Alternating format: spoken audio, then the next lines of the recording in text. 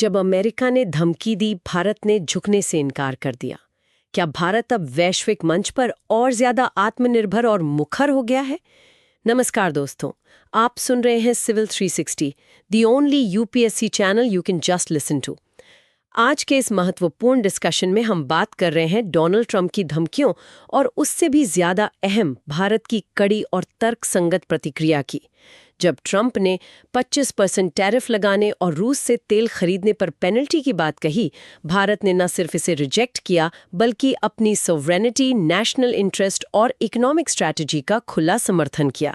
चलिए शुरू करते हैं भारत की आत्मनिर्भर और मुखर विदेश नीति के इस नए अध्याय को समझने के लिए। बिल्कुल।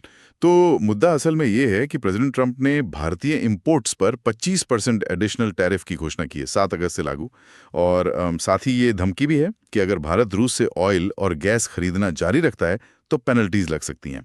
आरोप ये है कि भारत भारी मात्रा में रशियन क्रूड ऑयल खरीद रहा है और फिर उसे ऊंचे दामों पर बेचकर मुनाफा कमा रहा है। और ये सिर्फ टैरिफ्स तक ही सीमित नहीं था, है ना? मतलब जो भाषा इस्तेमाल की गई वो काफी कठोर थी। भारत पर यूक्रेन युद्ध की परवाह न करने का आरोप, भारतीय ट्रेड पॉलिसीज को कठोर कहना, यहाँ तक कि टैरिफ किंग और डेड इकोनॉमी जैसे लेबल्स भी। ये भागीदारों के बीच तो थोड़ी असामान्य बात लगती है। हाँ बिल्कुल। और दिलचस्प बात यह है कि इसी समय ऐसा लगता है कि पाकिस्तान के प्रति थोड़ा नरम रुख है। जैसे वहां ट्रेड डील की बातें, ऑयल रिजर्व्स विकसित करने की बात, और भारत के 25% के मुकाबले वहां 19% का टैरिफ रेट। तो ये रीजनल जियोपॉलिटिक्स में बदलते समीकरणों को दिखाता है। तो फिर इन सीधी चुनौतियों का सामना करते हुए भारत ने क्या जवाब दिया? मतलब ऑफिशियल स्टैंड क्या था? भारत का जवाब, जो मुख्य रूप से मिनिस्ट्री ऑफ एक्सटर्नल अफेयर्स यानी MEA की तरफ से आया, वो काफी दृढ़ और तर्कसंगत था। उन्होंने साफ कहा कि भारत अपने नेशनल इंटरेस्ट्स और इकोनॉमिक सिक्योरिटी की रक्षा के लिए सभी जरूरी कदम उठाएगा। और जहां तक रशियन ऑयल का सवाल है, जस्टिफिकेशन सीधा था। यूक्रेन संघर्ष के कारण ट्रेडिशनल सप्लाईज यूरोप की तरफ रीडायरेक्ट हो गईं और घरेलू कंज्यूमर्स के लिए अफोर्डेबल और रिलायबल एनर्जी सुनिश्चित करना भारत की सर्वोच्च प्राथमिकता है। ये तो एक स्टैंडर्ड नेशनल इंटरेस्ट वाला तर्क लगता है। क्या जवाब में कुछ और स्पेसिफिक या तीखापन था? जी हाँ, एक बहुत दिलचस्प पलटवार भी था। MEA ने दावा किया कि शुरू में खुद अमेरिका ने भारत को रशियन ऑयल खरीदने के लिए एनकरेज किया था ताकि यूक्रेन हमले के बाद ग्लोबल एनर्जी मार्केट में स्थिरता बनी रहे। तो ये बात मौजूदा अमेरिकी रुख को सीधे तौर पर चुनौती देती है। अच्छा, तो मतलब एक तरह से जैसे कहते हैं डबल स्टैंडर्ड्स या पाखंड, उस पे उंगली उठाई गई। बिल्कुल। भारत ने जिसे वेस्टर्न हिपोक्रेसी कहा, उसे उजागर किया। उन्होंने EU रशिया ट्रेड के आंकड़े दिए। 2024 में गुड्स ट्रेड 67.5 बिलियन यूरो और 2023 में सर्विसेज ट्रेड 17.2 बिलियन, जो भारत रूस ट्रेड से काफ़ी ज़्यादा है।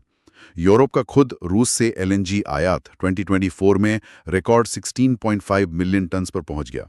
यहाँ तक कि US भी रूस से यूरेनियम हेक्साफ्लोराइड, न्यूक्लियस ज़रूरतों के लिए, पैलेडियम, EVs के लिए, फर्टिलाइजर्स और केमिकल्स जैसी चीज़ें इंपोर्ट कर रहा है।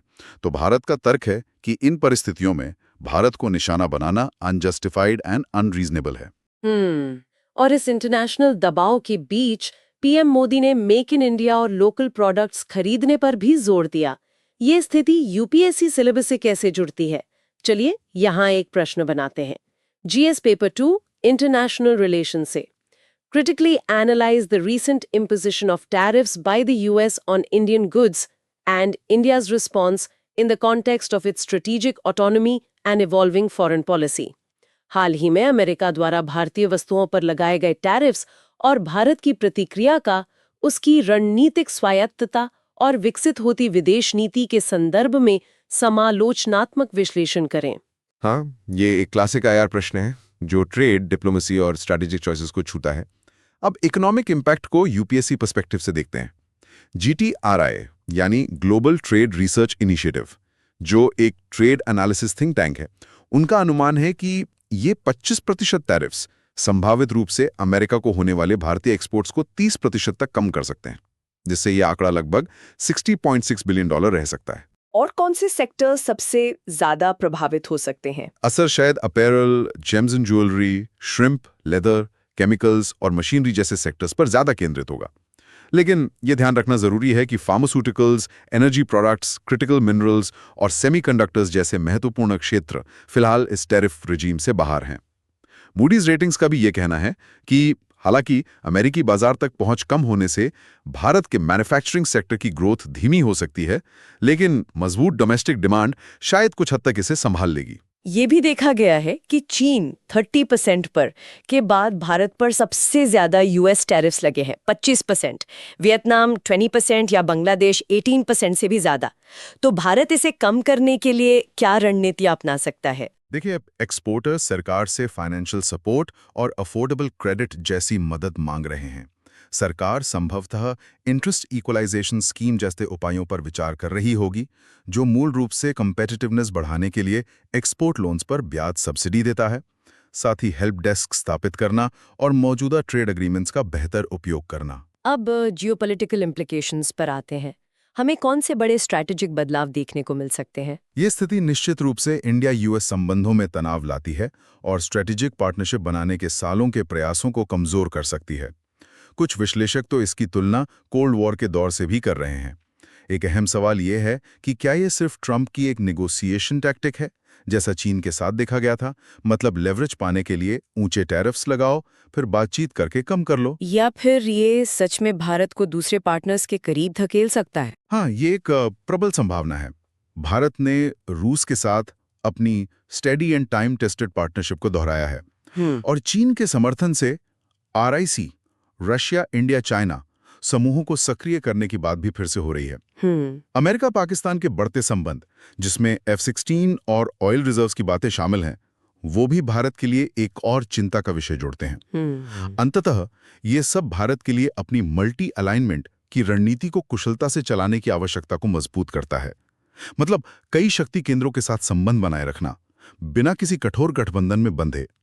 ये विरोधी हितों को बैलेंस करने के बारे में है। Now it's time to know your perspective. Bharat ने ट्रंप की धमकियों पर खुलकर जवाब दिया है। क्या आपको लगता है कि ये रणनीति भारत के दीर्घकालिक राष्ट्रीय हितों के लिए सही दिशा है, या इससे द्विपक्षीय संबंधों में तनाव और बढ़ सकता है?